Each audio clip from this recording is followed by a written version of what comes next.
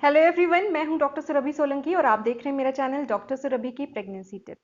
Pregnancy के जो पहले 12 हफ्ते होते हैं उसके दौरान अगर आपको पेट में ऊपरी हिस्से में या नीचे वाले हिस्से में पेन होता है तो दो बातें हो सकती हैं। एक तो ये पेन नॉर्मल प्रेगनेंसी से रिलेटेड पेन हो सकता है, यानी कि प्रेगनेंसी के दौरान जो आपकी बॉडी में फिजियोलॉजिकल चेंजेस होते हैं, हार्मोनल चेंजेस होते हैं, उनकी वजह से जुड़ा हुआ कोई पेन हो सकता है। लेकिन जो दूसरा रीजन हो सकता है इस पेन का, वो कोई सीरियस इशू भी हो सकता है। तो आपको ये जरूर पता होना चाहिए कि कब आपको कॉशियस होना है, किस टाइप के पेन के लिए आपको कॉशियस होना है और तुरंत अपने डॉक्टर को इन्फॉर्म करना है। तो ये जब आपको पता चलेगा कि नॉर्मल और एबनॉर्मल पेन में क्या डिफरेंस है, तभी आप ये डिसीजन ले पाएंगे। तो सबसे पहले हम नॉर्मल पेन्स की बात कर लेते हैं। प्रेगनेंसी के दौरान, स्पेशली जो हम अभी शुरुआती प्रेगनेंसी की बात कर रहे हैं, उस दौरान आपको थोड़ा बहुत पेन पेट में हो सकता है। ये पेन जनरली दो मुख्य रीजन से होता है। एक तो गैस की वजह से होता है, क्योंकि प्रेगनेंसी में जो प्रोजेस्टेरोन हार्मोन होता है उसकी वजह से आपके जो इंटेस्टाइन्स होते हैं, आंतें होती हैं, उनका जो मोशन होता है वो स्लो हो जाता है, यानी कि खाना जो है वो धीरे धीरे उनमें से पास करता है, तो ज्यादा टाइम तक आपकी आंतों में रहता है, जिसकी वजह से कि ज्यादा गैस बनती है। इस तरीके से गैस के रिलेटेड पेन जो होता है वो प्रेगनेंसी के दौरान हो सकता है, काफी कॉमन समस्या है। साथ में कई महिलाओं को एसिडिटी हो सकती है, जिससे जुड़ा हुआ पेन हो सकता है। साथ ही कॉन्स्टिपेशन यानी कि कब्ज एक बहुत ही कॉमन शिकायत होती है प्रेग्नेंट लेडीज के साथ। तो कब्ज के साथ भी पेन एसोसिएटेड हो सकता है। तो इसके अलावा एक और कॉज होता है, कारण होता है जिसकी वजह से कि पेन हो सकता है। एक तो आपका यूट्रस जो है, वो बच्चा उसमें ग्रो कर रहा है, तो यूट्रस का साइज भी बढ़ता है। तो उस कारण से क्या होता है, राउंड लिगामेंट्स होते हैं, ये स्ट्रक्चर्स होते हैं जो कि आपके यूट्रस को सपोर्ट करते हैं, बाहर से उसकी पोजीशन मेंटेन रखने में हेल्प करते हैं। तो लेकिन प्रेगनेंसी में क्या होता है कि जैसे जैसे आपका यूट्रस स्ट्रेच करता है, फैलता है, तो ये लिगामेंट्स में भी खिंचाव होता है। इस खिंचाव की वजह से आपको दर्द हो सकता है। हालांकि ये जो राउंड लिगामेंट पेन होता है ये जनरली बाद की लेटर प्रेगनेंसी में ज्यादा होता है, यानी कि जो लास्ट हाफ होता है प्रेगनेंसी का, उसमें ज्यादा होता है। तो राउंड लिगामेंट वाला पेन एक तो थोड़ा डिफरेंट होता है। इसमें जनरली जब आप बैठे होते हैं या लेटे होते हैं और एकदम से उठते हैं तो आपको पेन महसूस होता है। साथ ही जब आपको छींक आती है या खांसी आती है उस टाइम पे आपको पेन होता है। तो इसके लिए अगर जैसे ही आपको छींक आ रही है या खांसी आ रही है, आप थोड़े अपने हिप्स को बेंड कर ले तो आपको इस दर्द में आराम मिलता है। साथ ही जब भी आप बिस्तर से उठे तो थोड़ा धीरे धीरे करके उठे, एकदम से ना उठे। तो ये जो राउंड लिगामेंट पेन होता है ये इस तरीके का होता है, ये पोजीशन, आपकी पोजीशन से रिलेटेड होता है। और नॉर्मली ये ऐसा कंटिन्यूअसली नहीं बना रहता पेन। और दूसरी चीज, ये सेकेंड हाफ ऑफ प्रेगनेंसी में ज्यादा होता है, फर्स्ट हाफ ऑफ प्रेगनेंसी में इतना नहीं होता है। तो इस तरीके से ये कुछ पेन्स होते हैं जो कि नॉर्मली प्रेगनेंसी में महसूस हो सकते हैं। सबसे कॉमन, स्पेशली अगर हम पहले 12 हफ्तों की बात करें प्रेगनेंसी के, वो गैस, कॉन्स्टिपेशन और एसिडिटी से रिलेटेड पेन्स होते हैं। अब हमें ये भी पता होना चाहिए कि पेन्स कब सीरियस होते हैं, क्योंकि प्रेगनेंसी में हम किसी टाइप का जो पेन होता है उसको इग्नोर नहीं कर सकते। कई बार इसमें सीरियस इश्यूज जैसे कि मिसकैरेज या एक्टोपिक प्रेगनेंसी जुड़ी हुई होती है। सबसे पहले हम एक्टोपिक प्रेगनेंसी की बात कर लेते हैं, क्योंकि ये काफी सीरियस इशू होता है। एक्टोपिक प्रेगनेंसी अगर होती है और आपको पता नहीं चला, आपने इग्नोर कर दिया, तो ये जानलेवा भी साबित हो सकती है मदर के लिए। तो पहले मैं आपको क्लियर कर दूं कि एक्टोपिक प्रेगनेंसी क्या होती है। देखिए, नॉर्मली जो आपका एम्ब्रियो बनता है, स्पर्म और एग का फर्टिलाइजेशन होता है, उसके बाद जो ये फर्टिलाइज्ड एग होता है ये जाके आपके यूट्रस में यानी कि बच्चेदानी में इम्प्लांट होता है, वहीं आपकी प्रेगनेंसी ग्रो करती है। कभी कभी एक एबनॉर्मल कंडीशन ऐसी डेवलप हो जाती है कि आपका जो फर्टिलाइज्ड एग है वो यूट्रस में इम्प्लांट होने की बजाय आपकी फेलोपियन ट्यूब्स में इम्प्लांट हो जाता है। फेलोपियन ट्यूब्स क्या होती हैं, आपकी यूट्रस यानी कि बच्चेदानी के दोनों तरफ दो ट्यूब्स होती हैं, राइट साइड और लेफ्ट साइड में। तो इन ट्यूब्स में ही वो जो बच्चा है वो इम्प्लांट हो जाता है। अब ये जो ट्यूब्स हैं ये यूट्रस की तरह स्ट्रेच तो कर नहीं सकती हैं, और बच्चे की ग्रोथ नॉर्मली अगर होती रही और वो बड़े साइज का होता रहा तो एक टाइम ऐसा आएगा कि आपकी ट्यूब रप्चर हो जाएगी, यानी कि फट जाएगी, और ये कंडीशन जानलेवा साबित हो जाती है मदर के लिए। तो इसलिए एक्टोपिक प्रेगनेंसी के लक्षण जरूर पता होने चाहिए, स्पेशली क्योंकि इसका जो सिम्टम्स होते हैं और इसके जो हानिकारक इफेक्ट्स होते हैं वो आपके 6 to 8 वीक्स ऑफ प्रेगनेंसी में पता चल जाते हैं।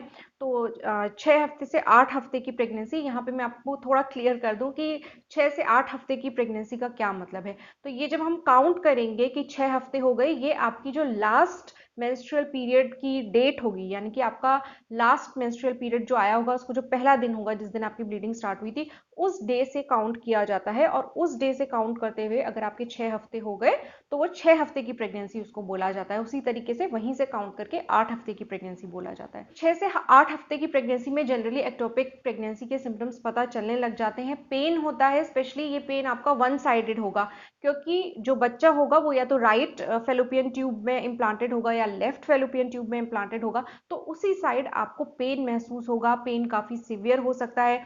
साथ ही आपकी गर्दन में या कंधे में दर्द महसूस होता है और बार बार पॉटी जाने की अर्जिंग आपको होती है। ये जो लक्षण हैं ये एक्टोपिक प्रेगनेंसी के लक्षण हैं, और अगर इस टाइप के लक्षण आपके अंदर हैं तो आपको तुरंत अपने डॉक्टर को अभी के अभी इन्फॉर्म करना है।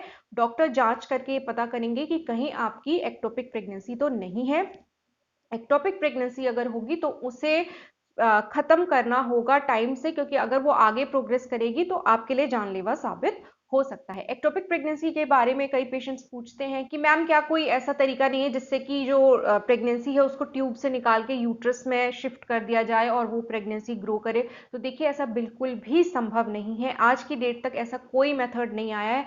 एक्टोपिक प्रेगनेंसी अगर होती है तो उसे रिमूव करना ही करना पड़ता है, ना वो बेबी सेव हो सकता है। और अगर जल्दी इसको रिमूव नहीं किया गया तो मदर की जान खतरे में हो जाती है, माँ की जान इसमें जा सकती है। इसलिए अगर एक्टोपिक प्रेगनेंसी है तो और कोई चारा नहीं है, उस प्रेगनेंसी को रिमूव करना पड़ता है। तो अगर प्रेगनेंसी के शुरुआती महीनों में, शुरुआती महीने में, स्पेशली फर्स्ट मंथ में आपको इस टाइप के लक्षण हो रहे हैं जो कि मैंने आपको बताए, एक तरफ पेन हो रहा है, काफी सिवियर पेन है, कंधे में भी दर्द है, बार बार पॉटी की अर्जिंग हो रही है, तो आप जरूर तुरंत अपने डॉक्टर को इन्फॉर्म कीजिए। अब दूसरी जो सीरियस सिचुएशन होती है प्रेगनेंसी के पहले महीने में दर्द होने की, वो मिसकैरेज हो सकता है।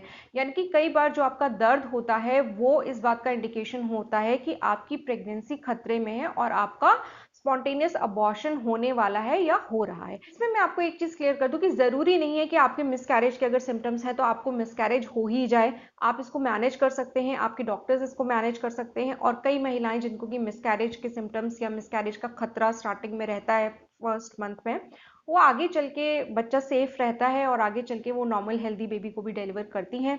लेकिन कॉशियस रहना बहुत ज़रूरी है, स्पेशली अगर आपका जो पेन है वो लोअर एब्डोमेन में हो रहा है और पेन कंटिन्यूसली बना हुआ है, ठीक नहीं हो रहा है, पेन की सिवियरिटी ज़्यादा है, बहुत तेज़ पेन हो रहा है, और साथ ही अगर आपकी वेजाइना में से ब्लीडिंग भी हो रही है, तो ये बिल्कुल मिसकैरेज के ही लक्षण होते हैं। ऐसे में आपको तुरंत अपने डॉक्टर को इन्फॉर्म करना वहाँ पे ज़रूरी होता है। तो इस तरीके से प्रेगनेंसी में थोड़ा बहुत पेन होना, कभी कभार या हल्का फुल्का पेन होना, उसमें टेंशन लेने की बात ज़रूर नहीं होती है। लेकिन फिर भी मैं आपको यही सलाह दूंगी कि प्रेगनेंसी के शुरुआती महीने में, नई नई प्रेगनेंसी में अगर आपको किसी भी तरीके का पेन होता है तो आपको अपने डॉक्टर को जरूर इन्फॉर्म करना चाहिए। स्पेशली अगर एक्टोपिक प्रेगनेंसी के जो सिम्टम्स हैं जो कि मैंने आपको अभी इस वीडियो में बताए, उस टाइप के अगर सिम्टम्स हैं तो तुरंत डॉक्टर के पास जाइए। दूसरा, मिसकैरेज के जो सिम्टम्स होते हैं, यानी कि पेन बना रहता है, कंटिन्यूसली बना हुआ है, ठीक नहीं हो रहा है, और साथ ही बहुत तेज पेन हो रहा है, साथ ही आपके वेजाइना में ब्लीडिंग हो रही है। कई बार ऐसा होता है कि वेजाइना में ब्लीडिंग ना भी हो तो भी अगर पेन सिवियर है या कंटिन्यूसली बना हुआ है तो आपको अपने डॉक्टर को जरूर इन्फॉर्म करना चाहिए। हालांकि नॉर्मल कॉजेज जैसे कि गैस, कॉन्स्टिपेशन, एसिडिटी, इसकी वजह से भी प्रेगनेंसी के शुरुआती महीनों में दर्द हो सकता है, लेकिन फिर भी रिस्क नहीं लेना चाहिए, क्योंकि हम सभी की प्रेगनेंसी बहुत प्रेशियस होती है। इसलिए वहां पे अगर आप अपने डॉक्टर को दिखा के अपने आप को एग्जामिन करा लें तो बहुत अच्छा रहेगा। तो होपफुली आज का ये वीडियो आपको कुछ यूजफुल लगा होगा, काम का लगा होगा। अगर अच्छा लगा है तो वीडियो को लाइक कीजिए और मेरे चैनल को सब्सक्राइब कीजिए। सब्सक्राइब करने के साथ साथ वो बेल आइकन ऑल के ऑप्शन के साथ जरूर प्रेस कर दीजिएगा, ताकि मेरे आने वाले यूजफुल वीडियोस के नोटिफिकेशंस आपको इसी तरीके से मिलते रहे। मेरे चैनल को सपोर्ट करने का एक और तरीका है, आप वो ब्लू ज्वाइन बटन प्रेस करके चैनल के मेंबर बन सकते हैं। गोल्ड मेंबरशिप ज्यादा एक्सपेंसिव नहीं है, खाली 59 रुपीज पर मंथ उसका चार्ज होता है। तो आप इस तरीके से भी चैनल को सपोर्ट कर सकते हैं। मैं आपसे मिलूंगी अपने अगले वीडियो में, तब तक के लिए अपना ख्याल रखिए।